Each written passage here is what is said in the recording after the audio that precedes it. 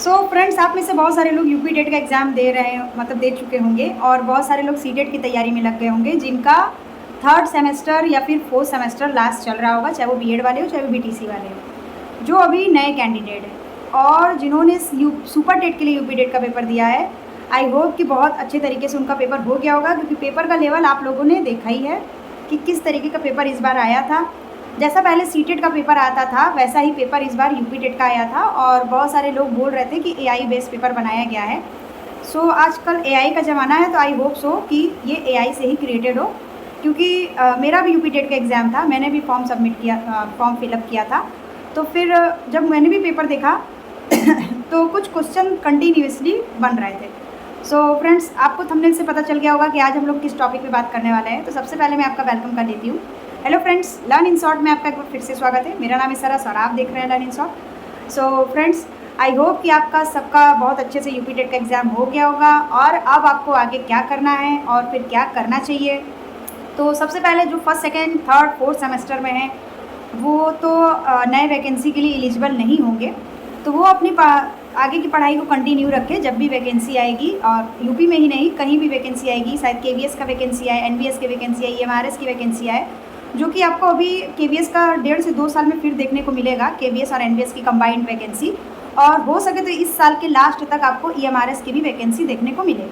तो और जो सुपर टेट के लिए सिर्फ ये यूपी टेट के एग्ज़ाम दिए हैं, या फिर कई लोग पहले से सी टेट क्वालिफाई होंगे, जो फर्स्ट सेकंड थर्ड फोर्थ वाले सेमेस्टर है वो अपनी सी टेट की तैयारी में लग जाइए। सितंबर में आपका सी टेट का एग्ज़ाम है, और आपको सेंट्रल लेवल का जो भी एग्ज़ाम देना होगा, या फिर आपको बिहार में भी टीचर बनना होगा, तो आपके पास सी टेट होना चाहिए। वहाँ पे आपका यूपी टेट वगैरह काम नहीं आने वाला है।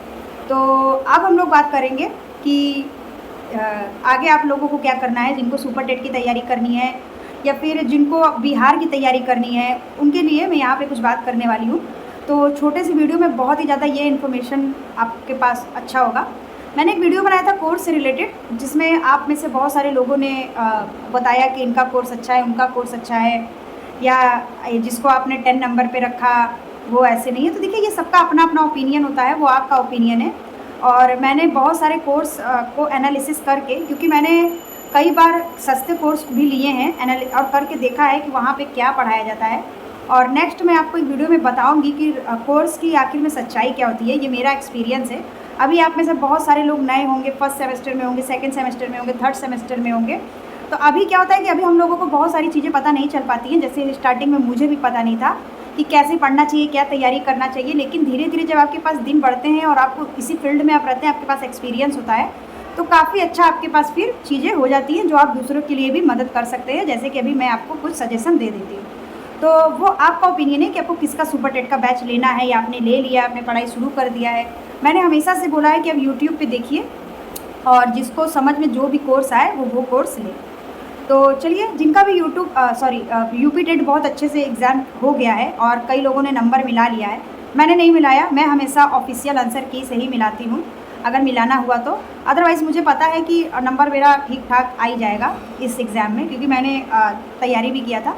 और सी टेट का एग्ज़ाम मैं नहीं देती हूँ, क्योंकि सी टेट में ऑलरेडी क्वालिफाई हूँ, और क्योंकि मुझे बार बार फिर मतलब कि बार बार उसी एग्ज़ाम को देने का कोई मतलब नहीं है। और 100-200 का फॉर्म आता भी नहीं है, 1000, 1200, 1500 रुपया, इतना ज़्यादा बजट नहीं है कि मैं बार बार फॉर्म भर के वो करूँ। तो सी टेट का मेरा फर्स्ट और सेकंड दोनों क्लियर है। यूपी टेट मैंने एक बार दिया था, तो उस टाइम मेरा क्या हुआ था कि मैं जनरल कैंडिडेट हूँ, तो बहुत ही कम नंबर से रह गया था, 2-3 नंबर से। मेरा 90 नंबर नहीं आ पाया था, क्योंकि उस टाइम मैं तैयारी नहीं कर पा रही थी अपने जॉब की वजह से। तो इस टाइम क्या है कि मैंने थोड़ा अच्छे से पढ़ाई कर लिया था और एग्ज़ाम दिया है, काफ़ी अच्छा नंबर आ जाएगा।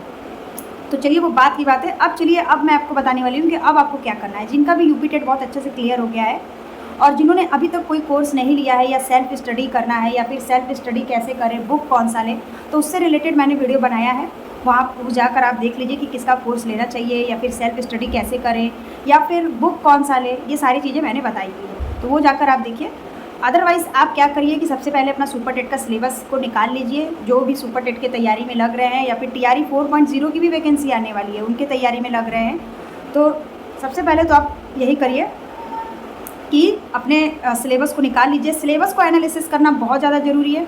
सिलेबस को एनालिसिस करिए। आपके पास जो सोर्स ऑफ इनकम है, जो सब्जेक्ट आप खुद से कवर कर सकते हैं, और कई लोग पूछ रहे थे कि सुपर टेट में मैं संस्कृत या इंग्लिश क्या ले सकती हूँ। तो फ्रेंड्स, संस्कृत और इंग्लिश आपको दोनों पढ़ना है सुपर टेट में। 10 नंबर का संस्कृत और 10 नंबर का इंग्लिश आएगा। और यूपी टेट जैसा पेपर बिल्कुल नहीं आएगा। जैसा यूपी टेट का पेपर आया था, पेपर आपका बहुत ज़्यादा हार्ड आएगा, तो आपको उसी के अकॉर्डिंग ही अपनी तैयारी को रखना है। तो सबसे पहले आप सिलेबस उठाइए, प्रिंट आउट निकालिए, उसको आप अपने पास रखिए या फिर दीवार में चिपकाना हो, लाइब्रेरी में चिपकाना हो, जो भी करना हो वो करिए आप। और उसके बाद फिर पहले सिलेबस को एनालिसिस करिए, देखिए कि आपका वीकर पॉइंट कहाँ पर है। उस वीकर पॉइंट को आप स्ट्रॉन्ग करने के लिए अभी से लग जाइए, क्योंकि वैकेंसी देखिए अभी जुलाई के लास्ट तक क्लियर हो जाएगा कि कितनी वैकेंसी आएगी और ग्रामीण क्षेत्र वाला वैकेंसी जुड़ेगा या नहीं जुड़ेगा। तो जुलाई के लास्ट तक आपको वेट करना होगा। और अगर चाहे जितने भी वैकेंसी कम आए, फॉर्म तो सभी भरेंगे, सभी चाहेंगे कि मेरा सिलेक्शन हो, मेरा सिलेक्शन हो। जिनका तैयारी होगा वो भी फॉर्म भरेंगे, जिनका तैयारी नहीं होगा वो भी फॉर्म भरेंगे। तो पहले आप सिलेबस को अब उठाइए। अब 1-2 दिन बहुत सारे लोगों ने आराम किया होगा, अपने आप को टाइम दिया होगा। और क्योंकि पढ़ते पढ़ते फिर एग्ज़ाम, इतना सेंटर पहली बार यूपी टेट का सेंटर इतना दूर दूर भेजा था, तो आपको दूर दूर जाना पड़ा होगा और ट्रैवलिंग में थक जाते, ट्रैवलिंग एग्ज़ाम का, फिर आपका स्ट्रेस, फिर खाना पीना कुछ नहीं रहता है। तो और कई जगह पे इतना ख़राब जगह पे आपका सेंटर भेजा हुआ था, जहाँ कहीं पे पानी की व्यवस्था नहीं थी, कहीं पे आपका फ़ैन नहीं था, कहीं पे आपका वॉशरूम वगैरह का सुविधा नहीं था। तो अभी क्या था कि 1-2 दिन बहुत सारे लोग थक जाते हैं। तो अब आप सिलेबस को प्रिंट आउट निकालिए, उसको एनालिसिस करिए, अपना वीकर पॉइंट देखिए, उसके बाद फिर उस वीकर पॉइंट पर अपना काम करना शुरू करिए। करंट का पोर्शन बहुत बड़ा है, तो 6-7 महीने का करंट आपको पढ़ना होगा। अब 1-2 दिन में मैं आपको वीडियो दूंगी कि आपको कौन सा करंट का सेक्शन मेन पढ़ना चाहिए। ज़्यादातर टीचिंग एग्ज़ाम में मैंने देखा है बहुत सारे पेपर को एनालिसिस करके कि टीचिंग एग्ज़ाम में कहाँ से करंट पूछा जाता है। बिहार के पेपर को मैंने काफ़ी बार एनालिसिस किया, तो उसमें मैंने देखा कि 6 महीने का करंट अफेयर था और कहाँ से क्या क्या पूछा गया था। और मैथ का सेक्शन थोड़ा 20 नंबर का है। लैंग्वेज का सेक्शन बहुत बड़ा है, तो हिंदी, इंग्लिश और संस्कृत आपको तीनों पढ़ना होगा। उसके बाद सीडीपी का वहाँ पे कोई रोल नहीं है। सीडीपी आपको वैसा सीडीपी नहीं मिलेगा कि आपका पियाजे, पाउलाउ, स्किनर, थॉर्नडाइक, वाइगॉस्की, ये सब आपको वहाँ पे बहुत ज़्यादा मायने पे नहीं मिलेंगे। एक आध क्वेश्चन आ गया तो वो बात की बात है। तो आपको जो आपका शिक्षण कौशल वगैरह दिया है वो आपको पढ़ना है। तो फ्रेंड्स, आप अपने चीज़ों पे लग जाइए। कोर्स लेना है कोर्स लीजिए, नहीं लेना है मत लीजिए। सेल्फ स्टडी करिए, बुक से पढ़िए, मॉक्स लगाइए, PYQs लगाइए, ज़्यादा से ज़्यादा क्वेश्चन अटैम्प्ट करिए, टाइम मैनेजमेंट करिए। अभी क्या हुआ कि यूपी टेट में PRT में बहुत, जैसे कि खास करके फीमेल्स को क्या होते हैं, बहुत सारे मेरे क्लास में ऐसी थी जिनको मैथ में प्रॉब्लम हो रहा था, टाइम नहीं मिल पा रहा था, 2.5 घंटे कम पड़ जा रहा था। क्योंकि अपर प्राइमरी की जगह पे प्राइमरी का पेपर जो था, अभी जो भी ये वीडियो मेरा देखेंगे आप ज़रूर बताइएगा, अभी ये लास्ट में बोल रही हूँ, प्राइमरी का पेपर अपर प्राइमरी से थोड़ा ज़्यादा लेंथी था, थोड़ा ज़्यादा पढ़ना पड़ रहा था। पेपर तो वैसे ही थे लगभग, लेकिन लेंथी थोड़ा ज़्यादा प्राइमरी का था। क्योंकि पता ही है अपर प्राइमरी में तो वैकेंसी आना नहीं है, प्राइमरी में वैकेंसी आना है। अपर प्राइमरी तो लोग ऐसे ही दे देते हैं, इंटरनल प्रमोशन होता है यूपी में, अलग से तो वैकेंसी आता नहीं है बिहार जैसा। जैसे बिहार में अभी अपर प्राइमरी की वैकेंसी आई थी सब्जेक्ट वाइज, उसमें सीटेट लगता है 6 to 8 के लिए।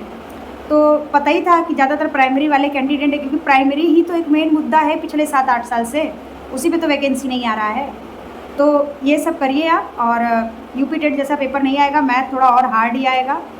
यूपी टेट का तो मैथ फिर भी थोड़ा सा ठीक ठाक था, बस थोड़ा टाइम मैनेजमेंट भी करना होगा आपको, PYQs लगाने होंगे, क्वेश्चन बहुत ज़्यादा अटैम्प्ट करने होंगे। इसमें आपका 14-15 सब्जेक्ट भी है, 3-4-5 सब्जेक्ट नहीं है यूपी टेट जैसा। यूपी टेट सिर्फ आपका एक पहला स्टेप था कि आप अपने पढ़ाई को एक रिदम में ला सकें। तो फ्रेंड्स, ओवरऑल इस वीडियो में इतना ही था। नेक्स्ट वीडियो में मैं आपको बताऊंगी कि करंट का कौन सा टॉपिक आपको पढ़ना चाहिए। सारे क्वेश्चन को मैं, सारे सब्जेक्ट को मैं एक बार एनालिसिस करूँगी कि आपको कहाँ से क्या क्या पढ़ना है, और ऐसी ही चीज़ें मैं आपको बताऊँगी कि जो आपके लिए हेल्पफुल हो। तो फ्रेंड्स, ओवरऑल वीडियो में इतना ही था। मिलते हैं नेक्स्ट वीडियो में नए इन्फॉर्मेशन के साथ। तब तक के लिए बाय बाय। वीडियो पसंद आए तो लाइक करिए, चैनल को सब्सक्राइब करिए, अपने दोस्तों के साथ शेयर करिए, और कोई आपका सवाल हो तो कमेंट कर दीजिएगा, मैं आपको उससे रिलेटेड वीडियो बना के दे दूँगी, नहीं तो मैं आपको कमेंट में आंसर दे दूँगी। तब तक के लिए बाय बाय। वीडियो पसंद आए तो ज़रूर लाइक करिएगा, और नए हैं तो सब्सक्राइब करना मत भूलिएगा।